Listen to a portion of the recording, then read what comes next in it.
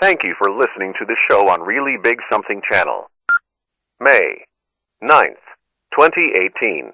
The Cooner Report is powered by Kelly Financial Services. Cleaning up your financial bull. Get the peace of mind that you deserve at Kelly Financial Services.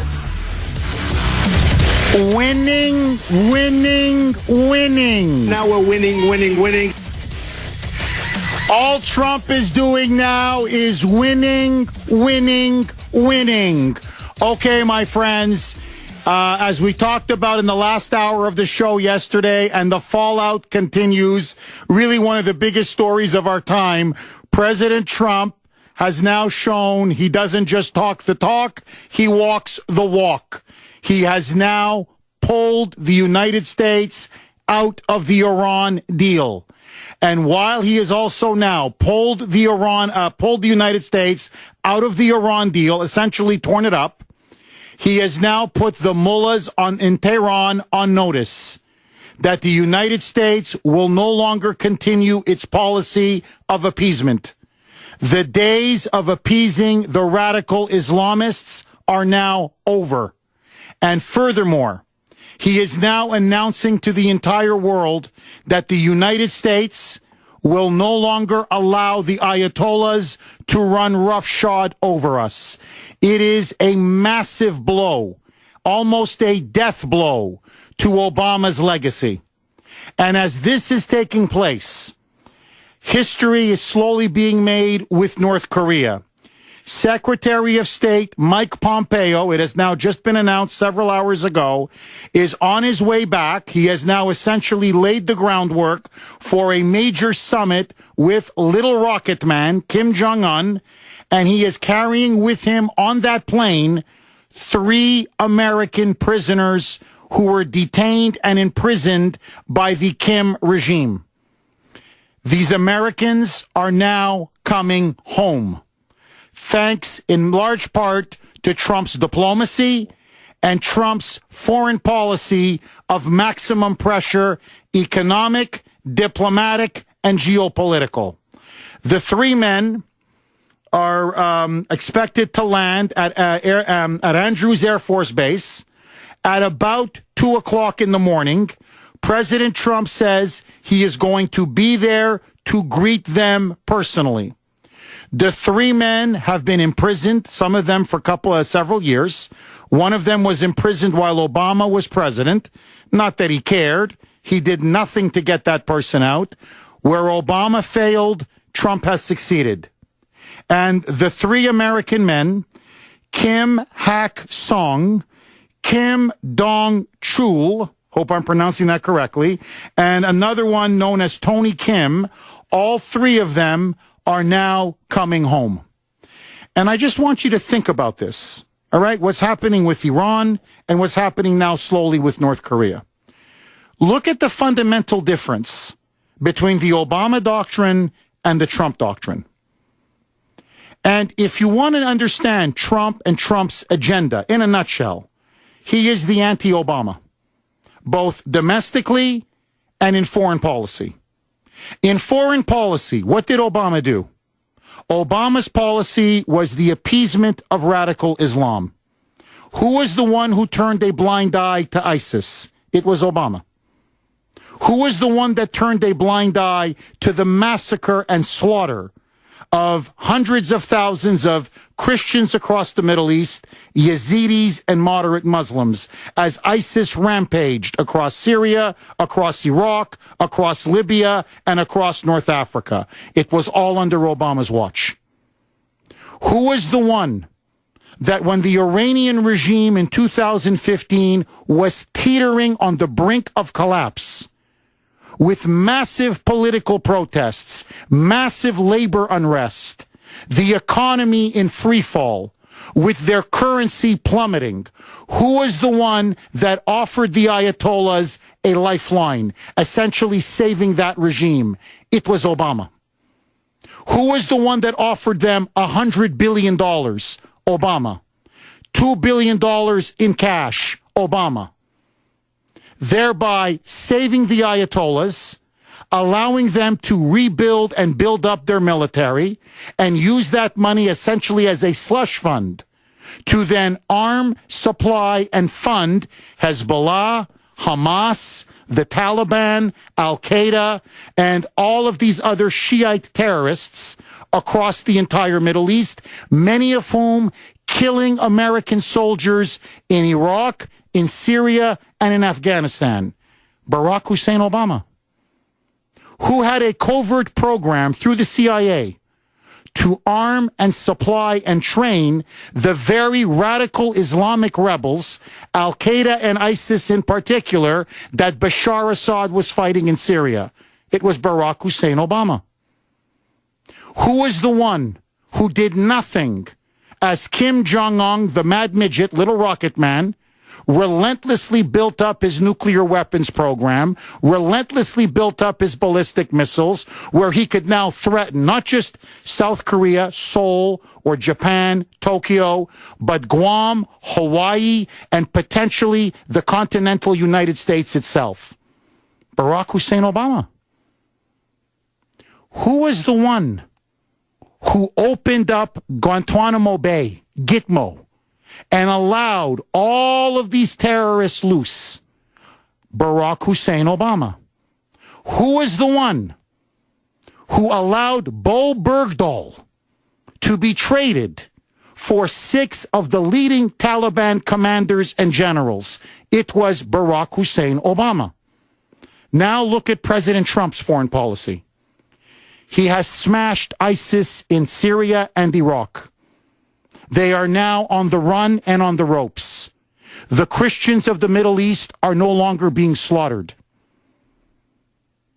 The Ayatollahs have now been put back into a box because of this incredibly successful initiative on his part to tear up the Iran deal. He has now contained Iran. He is going to be reimposing sanctions, and he has now told the Iranian mullahs, your days of dominating the Middle East, your dreams of getting a nuclear bomb are over. There will no longer be a path to the bomb. America stands in your way. Appeasing radical Islam is over. Appeasing the Ayatollahs in Iran is over. On North Korea, while Obama is releasing terrorists from Gitmo, while he was negotiating for Bo Bergdahl, Trump is getting American prisoners home. Trump is the one now who has brought Kim Jong-un to the negotiating table. And I said this to Brittany in our pre-show meeting, and I'm going to say it again right here.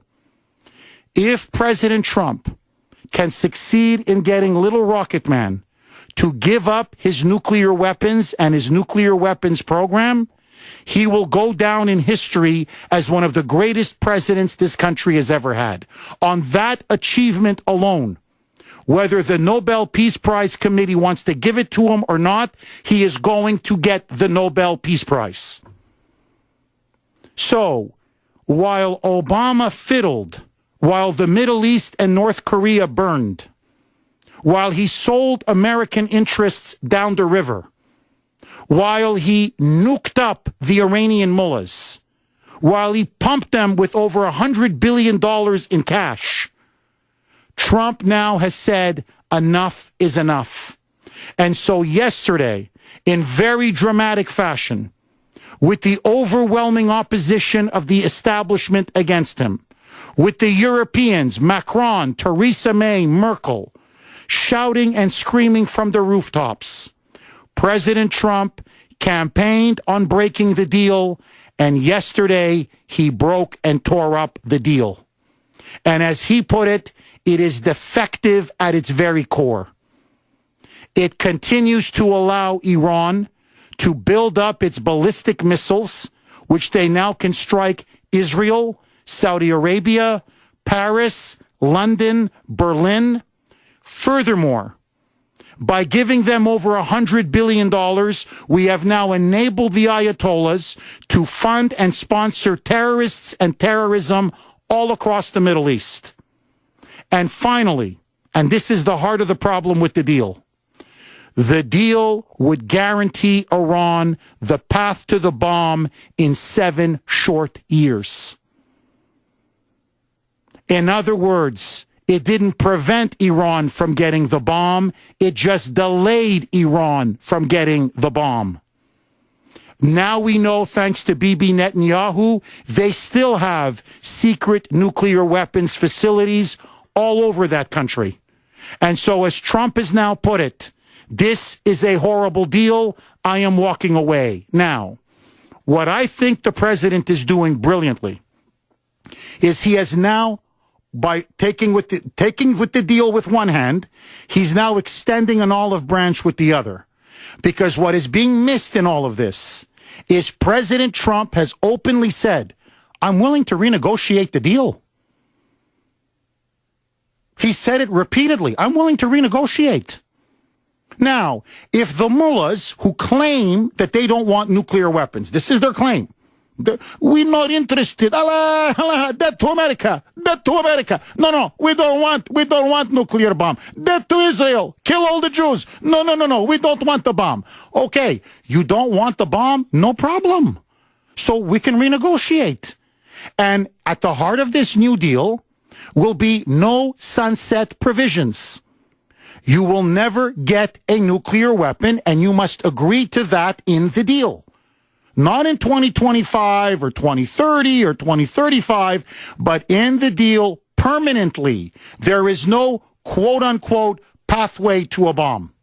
You put that on the table, and you tell us you will stop developing your ballistic missiles, and you will stop funding terrorists across the Middle East. You want to engage with the world in trade and commerce? The deal's right there on the table. We have American investors willing to put money in Iran. We've got Boeing that wants to sell a lot of planes to the Iranians. We are willing to do business with Iran. If Iran wants to open up its economy to the world, all you've got to do is say no to nuclear weapons. Period. Full stop.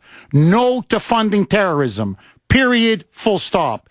And no to calling for the annihilation of your neighbors, especially the state of Israel.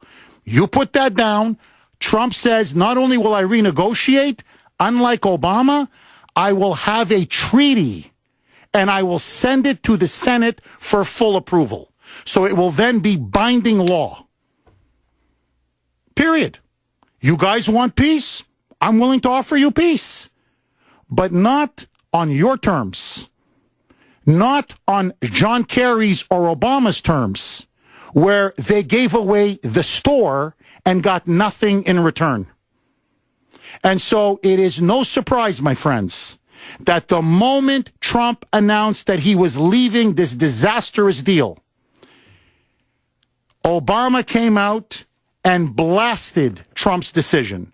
And here is what he said, quote, according to CNN, "Indeed, at a time when we are all rooting for diplomacy with North Korea to succeed, walking away from the JCPOA, that's the technical term for the Iran nuclear deal, risks losing a deal that accomplishes with Iran the very outcome that we are pursuing with the North Koreans.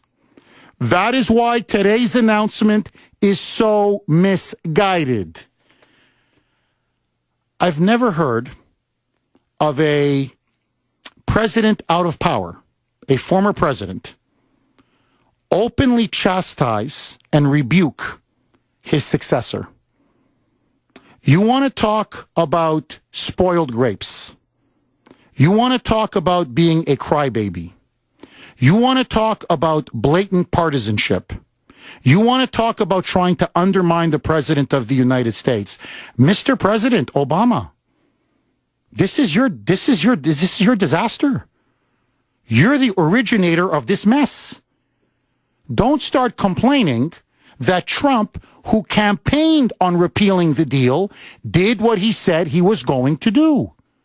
And if you really cared, you should have built more domestic support for this horrible deal at home, but you didn't. You could have sent it to the Senate to be ratified as a treaty, but you never did so because you know overwhelmingly, Republicans and Democrats would have shot it down. Nobody wanted this deal except you, Jean-Francois, and the Ayatollahs. Well, now the Ayatollahs have been shafted, you've been shafted, and Jean-Francois has been shafted. So stop with the tears. 617-266-6868 is the number. Let me ask you this. Trump's decision to pull out of the Iran deal, good, bad, and does it deliver a death blow to Obama's foreign policy legacy? Your calls next.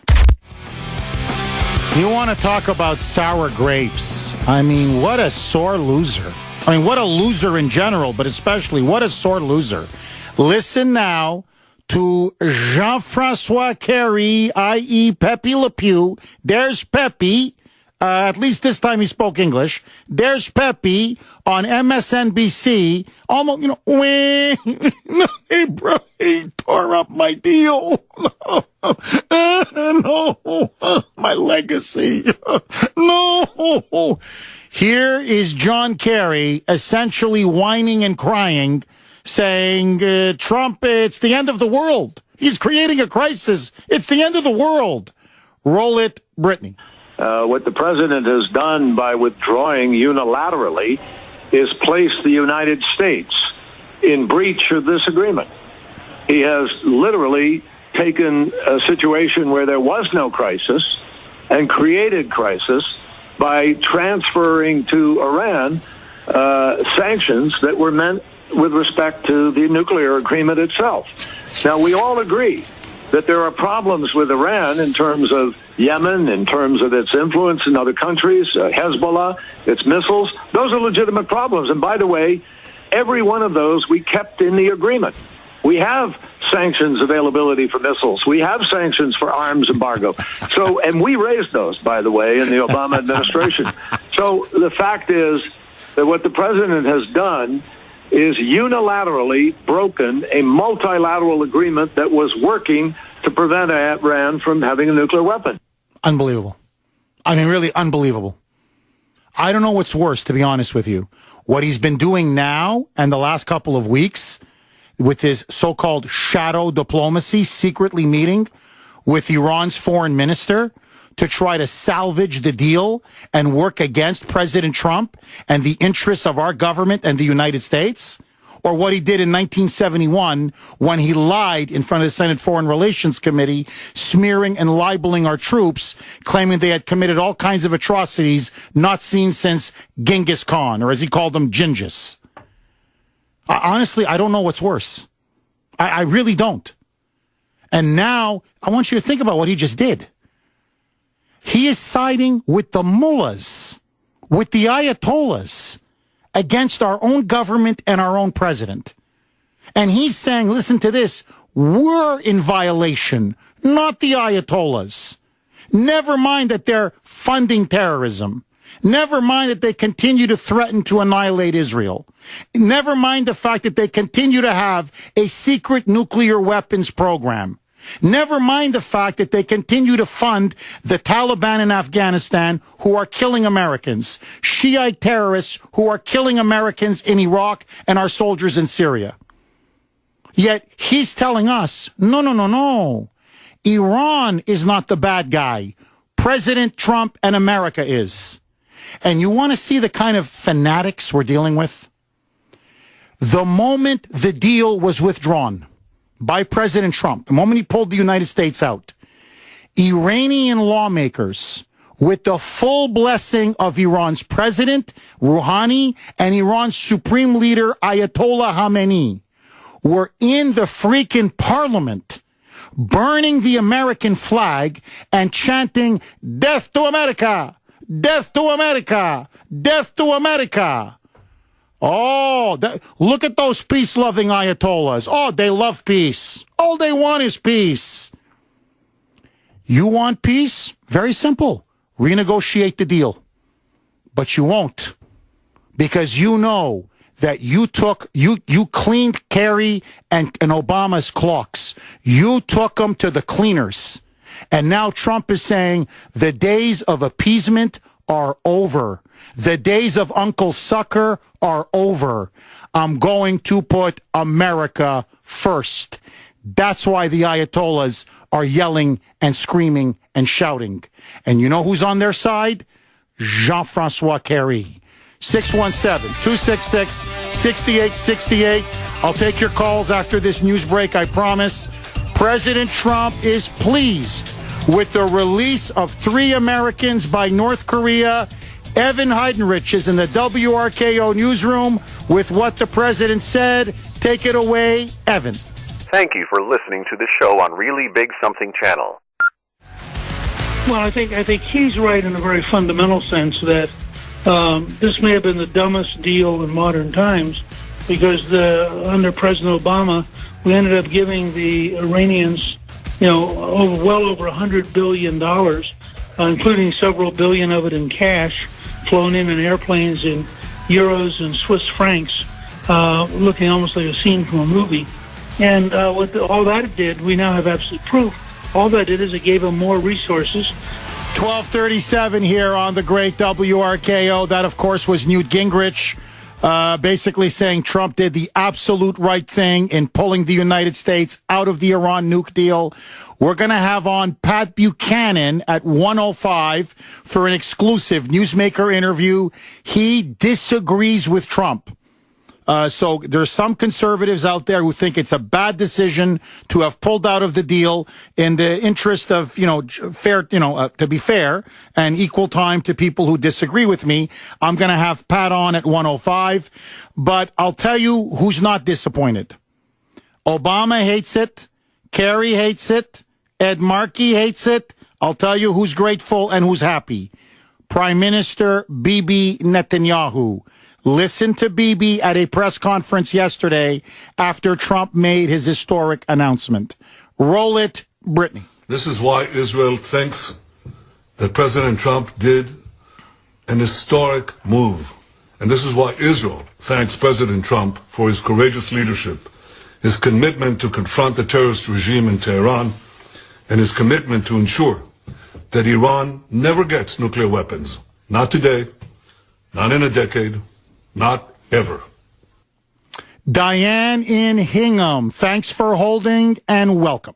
Yes, thank you for taking my call. My pleasure. When I think about so much billions of cash, 5 planes in the middle of the night, and I think about those banks that are involved, and I think about Kerry and Schumer, Pelosi, and all of those people who have their hands somehow in that cash.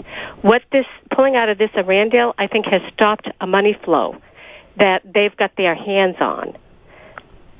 Diane, and don't forget, it wasn't just $2 billion in cash. It was in U.S. dollars, in Swiss francs, in euros, in other words, in multiple currencies, because that's easier then for the mullahs to then on the international market to be able to buy weapons, to be able to buy bombs, to be able to support terrorists because they want cash in multiple currencies. So what we did was we aided and abetted not just the mullahs, but their terrorist proxies and allies to murder Christians, murder Americans, murder their victims. They have blood on their hands. And I agree with you. That kind of slush fund, all that money sloshing around, I would be shocked if Kerry didn't take some, if Obama didn't take some, if many of these leading Democrats and backers of this deal didn't take it. I think the corruption here stinks to high heaven. I think it's going to be unveiled soon. And also, I also think within the next year, I'm thinking we might see the Iranian people uprise, because back in the first term of Obama's presidency, those young people took to the streets, and Yes. they were being slaughtered by that regime. Yes. And I think that they're going to want to uprise, and I think that Trump yesterday kind of encouraged them to take back their country. Diane, brilliant. I looked at that speech when I came home, right? Because it broke during the show yesterday. And the most interesting part of the speech, because I kind of knew he was going to pull out of the deal, it was the final part that you just mentioned, where no other president has ever said it the way he said it, where he said our quarrel, our squabble is with the Iranian regime, but not you, the Iranian people. And I want to tell you, you have a better future of peace and prosperity, and we stand with you if you're willing to overthrow this regime. When he told them that America stands with you, I'm like, whoa, ho, ho, ho. Yeah. You may see another green movement. You may see mass demonstrations and protests on the streets all over the country. Especially after the sanctions go into place and these people start really starving. I mean, they're hurting now, but they're going to hurt more. Bingo. And they're going to blame their government for that. Bingo. Diane, phenomenal call. Thank you for that call. In fact, Bolton announced today that the new sanctions they kick in immediately. Immediately. So, as he puts it, there's going to be the business that was being done under the Obama deal. It stops today. So the sanctions are going to start biting now. And with the Iranian economy already teetering on the brink of collapse, don't be surprised if Trump pulls a solidarity.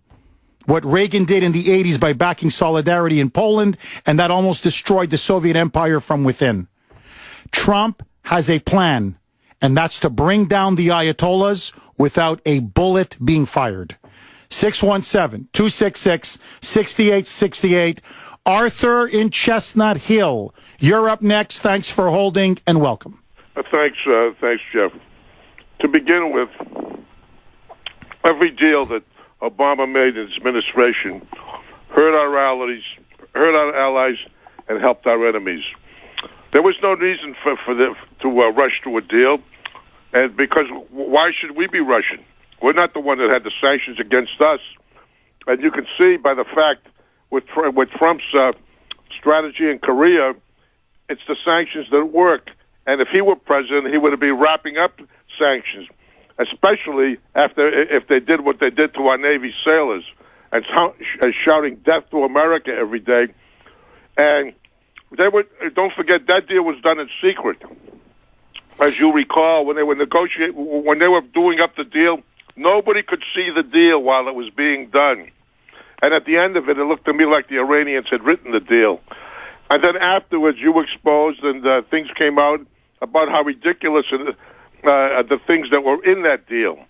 And the fact that he rushed to do that deal just showed me that all he wanted to do was help the Iranians and hurt the especially hurt Israel. Well, Arthur, you put your finger on something, and I want to ask you, and I want to ask all of you this question. Why did Obama and Kerry so vigorously, intensely, passionately, almost obsessively pursue this deal? What was in it for them? Why do you think they did it, Arthur? Well, to begin with, okay, I felt this way all along. Everybody turns around, Jeff, and says that this was a bad deal for America. It was this was a bad deal, but it was a good deal for Obama because I believe strongly within my heart, and nobody will convince me otherwise. Everything that we know about this guy, which was backed about the way he ran his presidency, was he was a traitor to this country. He hated this country. He came from a background that hated this country, and just everything about the man was traitorous to this country. And I heard, now I don't know if it's true because there were rumors that John Kerry's son-in-law benefited. There was something with John Kerry's son-in-law or son that he was able to turn around and have some kind of a side deal where he was able to get a lot of money. And one thing I've learned in my life, and I'm sure you have, never trust a gigolo. Amen. Amen. Thank you for that call, Arthur. And honestly, that's what Kerry is. He's a traitor and he's a gigolo. And he sold, for the right price, he sold our country right down the river. Lou in Rhode Island, you're up next. Go ahead, Lou. Yeah, how you doing, Jeff? Well, first of all, you were talking about this being a destruction of Obama's foreign policy. I certainly hope so. Because if you look at their entire foreign policy, especially in the Mideast, the destabilizing of Libya, the Muslim Brotherhood, who they also supported in Egypt. Thank God they were overthrown. Calling ISIS JV, the failure to back the Green Revolution in Iran. Yeah, this is an administration, the Obama administration, that really wanted to strengthen, obviously, the Iranian regime at minimum cost to them. And all these things that Kerry was saying before. Oh, yeah, the Yemen thing was in the deal. Oh, yeah, the missiles thing was in the deal. Oh, yeah, none of that's been enforced. So that means that the Iranians are also getting away with probably secretly developing nuclear weapons. The Obama administration also never wanted to give Netanyahu the bunker-busting bombs or help them refuel when they were going to take out the nuclear sites in Iran. As a matter of fact, they actively fought against the Netanyahu presidency. So, I mean, look at this. This thing was the biggest joke. It was the worst deal since Chamberlain in Munich with Hitler, or even with Roosevelt and Stalin. This was selling out to the Iranians. I think there was something in it for them, maybe not directly, but through the businesses that were going to come in and do business with Iran. There were no human rights considerations there, nothing. And you were right when you were saying before, they didn't have the guts to come and put it before the Senate as a treaty. They had to get it in. They had to get it in fast before the elections because they knew they were going to get something out of it, and they were going to strengthen the enemies of the United States, which obviously they want to do. They are just the opposite of what of language, borders, and culture. They want to destroy all those, plus they want to destroy the Constitution. That's the direction the Democratic Party is going these days, and they're helped by their stooges in the media. Bingo. Lou, I couldn't have said it better myself. Thank you for that call.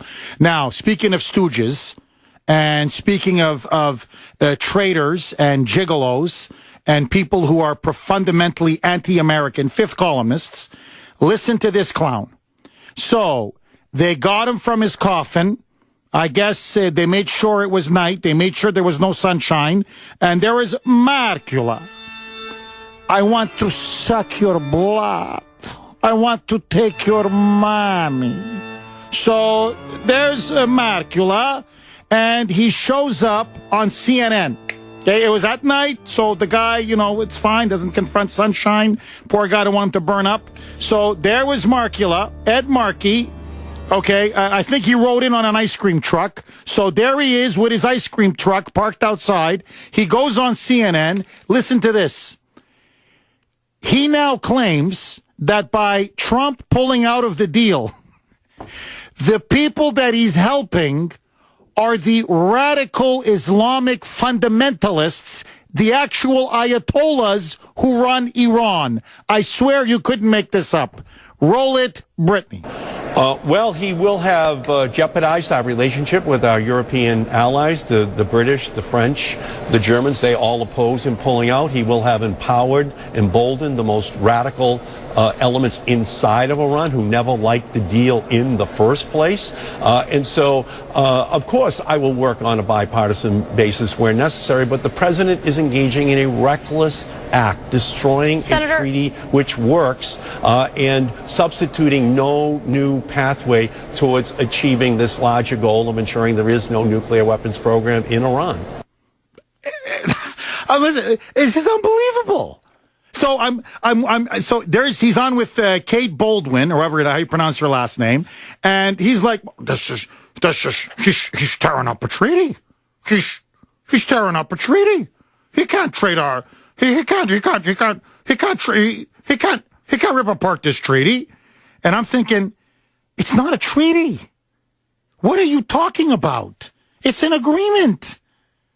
He doesn't even know that it's a treaty. He doesn't even know that it's not a treaty. It's an agreement. And this is, to me, the kicker. It was simply an executive agreement signed by Obama, along with the Europeans and the mullahs. That's it. It has no binding force of law.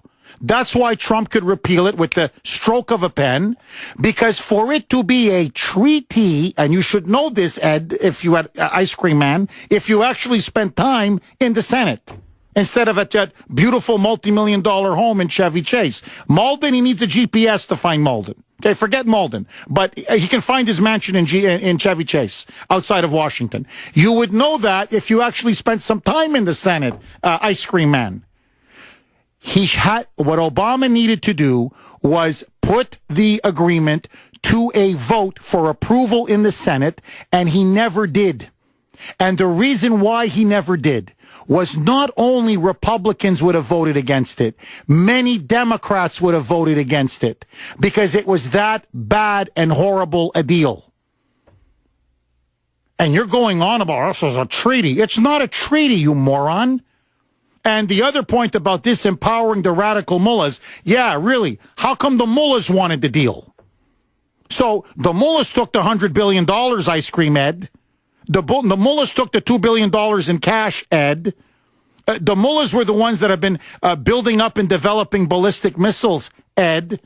The mullahs have been backing Hamas and Hezbollah and the Shiite militias in Iraq and the Taliban and Al-Qaeda in Afghanistan. Ice Cream Ed.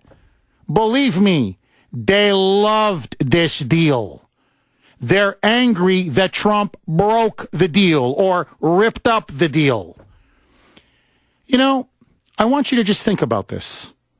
Here you have a clear clash between American national interests and the mullahs' national interests, or in particular their religious Islamo-Nazi interests. And where does John Kerry, what side is he on? With the mullahs. Ed Markey with the mullahs. Obama with the mullahs. That tells you everything you need to know. WRKO.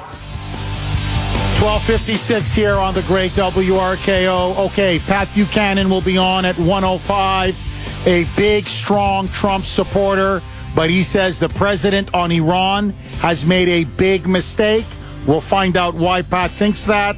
Also, tune in for the WRKO box office cue to call Thursday on the 30s at 8:30, 2:30, and 5:30 for your chance to win a pair of tickets to see Dead and Company Wednesday, May 30th at 7 p.m. at the Xfinity Center. For tickets and information, visit livenation.com. Andy in Nebraska, you're up next. Thanks for holding and welcome. Dobry din, Jeff. How are you, Andy? I'm pretty good. How are you? Good, good. So let's get this straight. The Obama administration, who turned Libya, slavery's back in Libya. It's a failed state. Tunisia's the hotbed of ISIS recruitment. Egypt, Venezuela, Maduro's in there partly because Obama legitimized that fraudulent election in 2013. Opened up to Cuba. Opened up to that pedophile dictator in Nicaragua. What have we gotten from that? Nothing. Exactly. And they and the fact that they believe an Islamic theocracy with an apocalyptic view of the world that shows you all you need to know about where their true loyalties lie. Oh, Andy, I'm with you. And look how they're melting down now. That's the other thing. I've never seen anything like this, where a former president and his Secretary of State openly trashing their successor. I mean, Obama undid a lot of what Bush did. You didn't see Bush bashing Obama. You didn't see Condi Rice bashing Obama. You didn't see Colin Powell bashing Obama. But look at the way they're just going after Trump. Whatever happened to partisanship ends at our nation's shores? That when we're united, and to the world, we present a united front. Not with these libs. No. It's you side with the Islamo-Nazis in Tehran against your own country, your own government, and your own president. That's how they roll. Rich, I can't squeeze him in. I don't want to rush him. Rich, I'm going to take you, I promise, but I first got to do an interview. I don't have enough time. Okay, my friends. So, Pat Buchanan is now leading the charge among some conservatives who say that Trump is being hoodwinked, essentially used and manipulated to pull out of this deal because he says it's going to lead to war between us and Iran. How? Why does Pat think this? We'll have that next. Oh, I got 10 more seconds? Okay. Pat Buchanan will be on, I promise, at 1:05. Don't touch that dial. The voice of Boston is you. 680 WRKO Boston, 100.7 WZLX HD2 Boston, an iHeart radio station.